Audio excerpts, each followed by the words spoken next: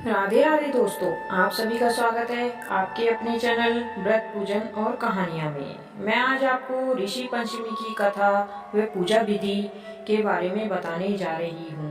अगर आपने अभी तक आपके अपने चैनल को सब्सक्राइब नहीं किया है तो चैनल को सब्सक्राइब करें और सप्त ऋषियों का आशीर्वाद प्राप्त करें। ऋषि पंचमी के दिन सूर्योदय से पहले स्नान कर लेना चाहिए और साफ सुथरे पीले रंग के वस्त्र धारण करने चाहिए।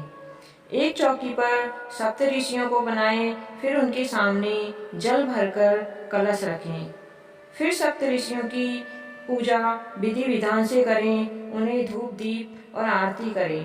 पीले फल फूल व सामक की खीर व पंचामृत अर्पित करें। हिंदू धर्म में ऋषि पंचमी का बहुत महत्व होता है। इस दिन सप्त ऋषियों की पूजा करने से जीवन में सुख शांति आती है। इस व्रत को रखने से रजस्वला दोष से मुक्ति मिलती है। सतयुग में विदर्भ नगरी में शेनजीत नामक राजा हुए थे। वह ऋषियों के समान थे। उन्हीं के राज में एक कृषक सुमित्र था।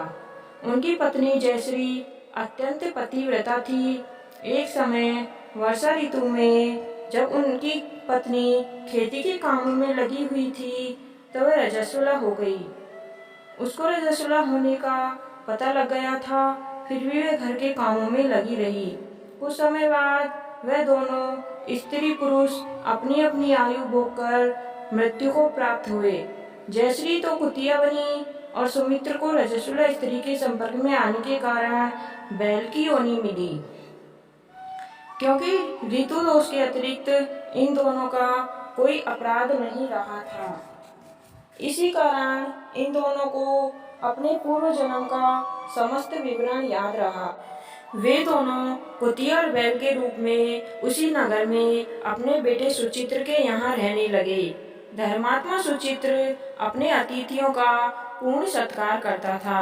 अपने पिता के श्राद्ध के दिन उसने अपने घर ब्राह्मणों को भोजन के लिए नाना प्रकार के भोजन बनवाए।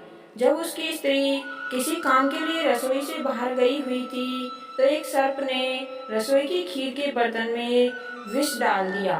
कुतिया के रूप में सुचित्र की माँ कुछ दूर से यह सब देख रही थी। पुत्र की बहू के आने पर उसने पुत्र को ब्रह्म हत्या के पाप से बचने के लिए उस बर्तन के मुंह में डाल दिया।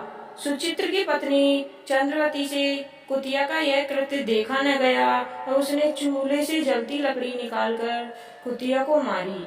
बेचारी कुतिया मार खाकर इधर उधर भागने लगी। चौके में जो जूठन आदि बची रहती थी वह सब सुचित्र की बहू उस कुतिया को डाल देती थी, लेकिन क्रोध के कारण उसने वह भी बाहर फिकवा दी। जब सब खाने का सामान फिकवाकर बर्तन साफ करके दोबारा खाना बनाकर ब्राह्मणों को खिलाया।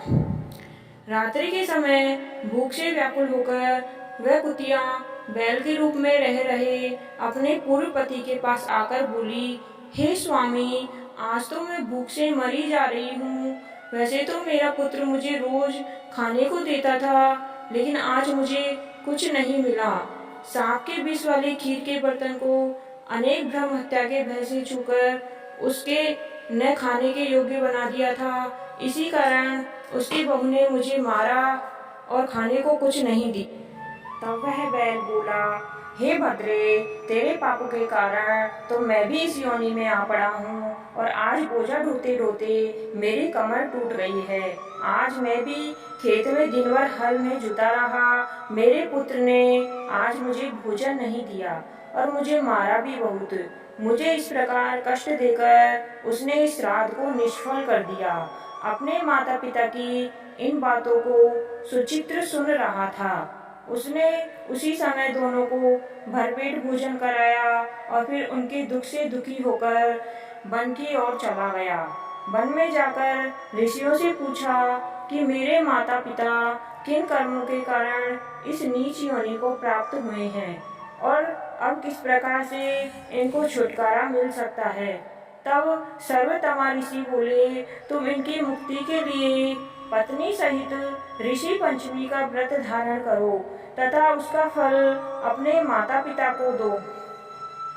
भाद्रपद महीने की शुक्ल पक्षमी को मुख शुद्ध करके मध्याह्न में नदी के पवित्र जल में स्नान करना और नए रेशमी कपड़े पहनना, अरुंधति सहित सप्त ऋषियों का पूजन करना। इतना सुनकर सुचित अपने घर लौट आया और अपनी पत्नी सहित विधि विधान से पूजा व्रत किया।